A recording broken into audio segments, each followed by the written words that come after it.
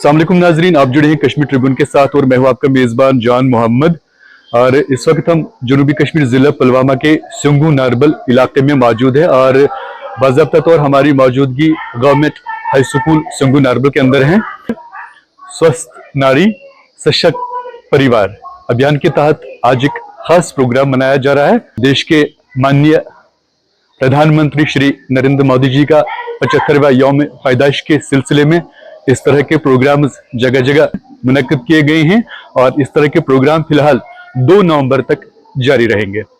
इसी हवाले से आज प्राइमरी हेल्थ सेंटर काकपुरा की जानिब से इस सिंगू नारबल के अंदर आज ये प्रोग्राम मनाया जा रहा है और इसी हवाले से हमारे साथ मौजूद हैं आप हैं डॉक्टर रफीक साहब। डॉक्टर साहब, इस प्रोग्राम के हवाले से क्या कुछ खास खुसूसियात है आज के इस प्रोग्राम के हवाले से आपसे थोड़ा जानना चाहेंगे। अस्सलाम वालेकुम। जी वालेकुम सलाम। ये जो प्रोग्राम है ये स्वस्थ नारी सशक्त परिवार अभियान है, जैसे आपने शुरुआत में ही बोला है।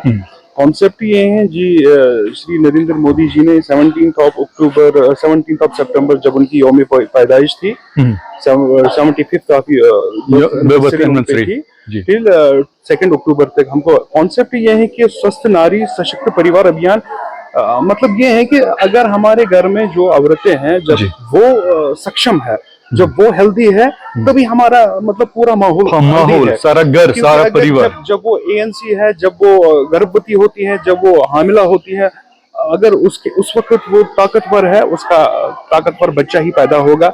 अब जब वो लैक्टेटिंग फेज में होती है तब भी उसके पास जितने भी न्यूट्रिएंट्स होते हैं, अगर उसमें कोई कमी हुई तो बच्चे पे असर पड़ सकता है। दूसरी बात है कि अगर उसमें खून की कमी हो, अगर कोई ऐसी बीमारी हो जो उसको हो उस वक्त, उसको दूर करने के लिए ये प्रोग्राम है जिसमें हम मुख्तलिफ चीजों की स्क्रीनिंग करते हैं। सबसे पहले हमारे पास जो हेल्थ सर्विसेज है, सर्विसेज में हमारे पास एएनसी स्क्रीनिंग है, और उसके बाद हमारे पास अनीमिया स्क्रीनिंग है, क्योंकि टीबी हमको ये अनीमिया मुक्त हिंदुस्तान बनाना है। उसके लिए हमारे पास जो है अंदर स्क्रीनिंग हो रही है, हमारी टीम्स वहां पे है। नॉन कम्युनिकेबल डिजीज का जो मेन मुद्दा है, जो कि पहले जमाने में क्या होता है कि कम्युनिकेबल डिजीज जो होती थी वो इंसान का उसका मतलब फैटिलिटी ज्यादा बढ़ती थी उससे। जी बिल्कुल। लेकिन जैसे कॉलरा उठता था, जैसे हैजा उठता था वगैरह वगैरह, कम्युनिकेबल ट्यूबरकुलोसिस वगैरह ये सब, तो उन चीजों को वो तो अब कर्व हो गई बहुत हद तक। लेकिन अब नॉन कम्युनिकेबल डिजीज का मसला आ गया। जैसे आप देखोगे सीडेंटरी लाइफ की वजह से हमारे पास हाइपरटेंसिव है, हमारे पास डायबिटीज है, हमारे पास क्रॉनिक डिजीजेस है, हमारे पास कैंसर्स है, हमारे आए दिन देखते हैं कि फैटी लिवर जो कि कन्वर्ट हो जाता है लिवर सिरोसिस में, वो भी एक क्रॉनिक डिजीज है जो भी नॉन कम्युनिकेबल डिजीज में आता है। वो सब चीजों को कर्व करने के लिए एक हम ऐसे अभियान करते रहते हैं, ऐसे कैंप्स करते रहते हैं, जिनका मकसद है कि सोसाइटी जो भी हमारी कम्युनिटी है वो हेल्दी रहे। खासकर हमारी जो माँ बहनें हैं, जब वो हेल्दी रहेंगी तो हमारे आने वाले जो नस्लें हैं वो हेल्दी पैदा हो जाएंगे। Exactly. तो इस तरह की जो प्रोग्राम्स आप मुनक्किद कर रहे हैं, आपको कैसे लग रहा है कि समाज के लिए किस तरह से फायदेमंद साबित हो सकते हैं? ये समाज के लिए हर एंगल से फायदेमंद है। बट एक चीज है कि अब अवेयरनेस और मोबिलाइजेशन हमारे आशा वर्कर, जो ग्राउंड वर्कर हैं, और हमारे जो कंसर्न अथॉरिटी जैसे नंबरदार साहिबान है, चौकीदार साहिबान है, मस्जिद कमेटियां हैं, उनके थ्रू से हम करते हैं। बट अनफॉर्चुनेटली प्रॉब्लम है कि रूरल एरियाज में ज्यादातर लोग इसको थोड़ा सा नजरअंदाज कर रहे हैं, क्योंकि वो अपनी जो एग्रीकल्चर लाइफ है उसके साथ ज्यादा मुंसलिक होते हैं, और जब उस वक्त पे आते हैं जबकि बहुत सारा मतलब प्रॉब्लम हो चुकी होती है। अगर देखेंगे, अगर ब्लड प्रेशर को हम कर्व करेंगे, हार्ट अटैक होने के बहुत कम चांसेस है, ब्रेन हेमरेज के होने के बहुत कम चांसेस है। कि अगर अर्ली स्टेज पे इसका इलाज होता या सही वक्त पर आप हॉस्पिटल के अंदर आते, डॉक्टर से अपना इलाज मुआवजा कराते, तो शायद इस तरह की बीमारियां जो अभी जो नमूदार हो रही हैं, तो इनसे हमें निजात मिलती। जिस तरह से हम अगर देखेंगे, आप देखोगे आज हमारे पास जहनी तनाव है, जहनी एक्सर्शन है, फिजिकल एक्सर्शन बहुत कम है। जैसे पुराने जमाने में क्या होता था कि लोग पैदल जाते थे, लोग करते थे, काम करते थे, उसकी वजह से जो हम खाते थे, जो हम एनर्जी लेते थे, जो हम लेते थे, जो भी हम लेते थे वो कंज्यूम होता था। अब की बार इस वक्त क्या है, अर्बनाइजेशन हो गई। अर्बनाइजेशन में क्या है कि आए दिन हम गाड़ियों में जाते हैं, स्कूटर्स पे जाते हैं, जिसकी वजह से जो हम खाते हैं वो कंज्यूम नहीं होता है, और उसकी वजह से हमारे पर इम्पैक्ट पड़ जाता है कि हमको ऐसे नॉन कम्युनिकेबल डिजीज का सामना करना पड़ता है।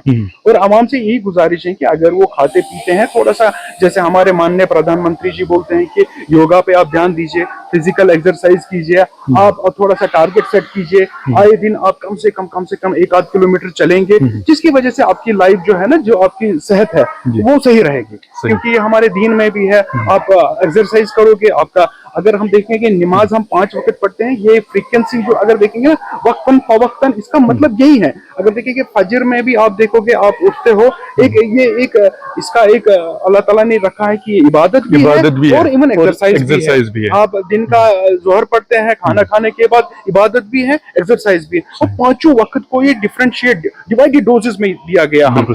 जी तो आजकल वुचान सान माजि बेन अक्सर शिकायत कि कठन दूध, या अक्सर वुचान कि ओबेसिटी एग्जैक्टली जो बढ़ावा हो रहा है कि खान पीना जो बाहर का है वो हम करते हैं।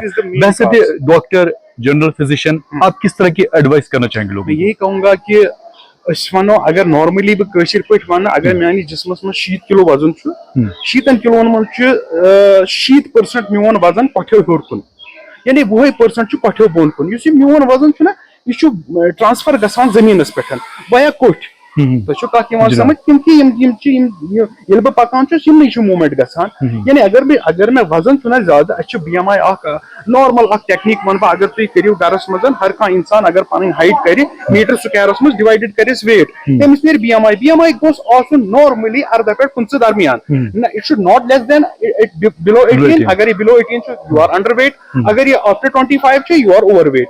जितना आपका ओवर वेट है उतना आपके लिए ये प्रॉब्लम है। जो ये फैट डिपोजिशन होती है, पहले तो ये आपके एब्डोमेन में हो जाता है, उसके बाद लिवर में हो जाता है, उसके बाद खून की नसें जो है उसमें हो जाती है, जिसकी वजह से बहाव बढ़ जाता है और ब्लड प्रेशर की शिकायतें होती हैं। और पेठी यम साथ इंसान वजन ज्यादा ओस सह कठन पे पेवान कठन जॉइंट कह शत्रु जॉइंट पे असर ये जॉइंट इन्वॉल्व गसान, इसकी वजह से ऑस्टियोपोरोसिस गसान, ऑस्टियोआर्थराइटिस गसान।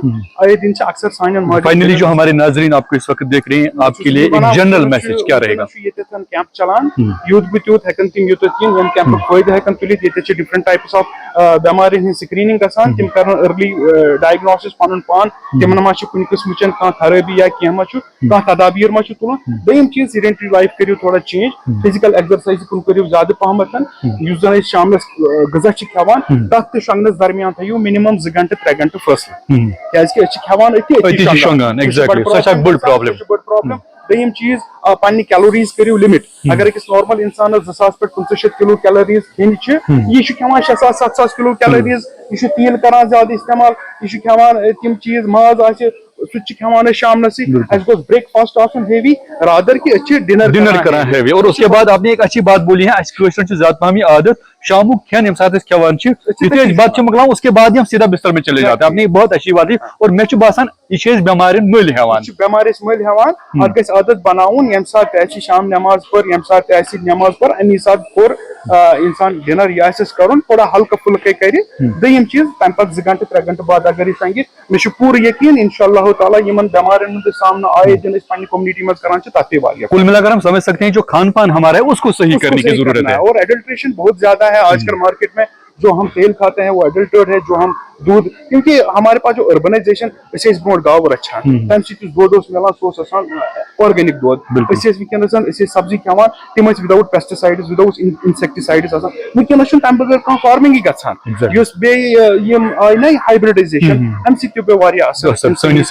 बेहतर। अगर सब्जी वब्जी बे वन बह लास्टस पे एटलीस्ट सब्जी यम कम से कम गर्म आब सर्द आब छलान काफी वक्त तम क्या इंसेक्टिसाइड्स पेस्टिसाइड्स इंसानी जूस खतर चलिए बहुत बहुत शुक्रिया, थैंक यू सो मच, शुक्रिया।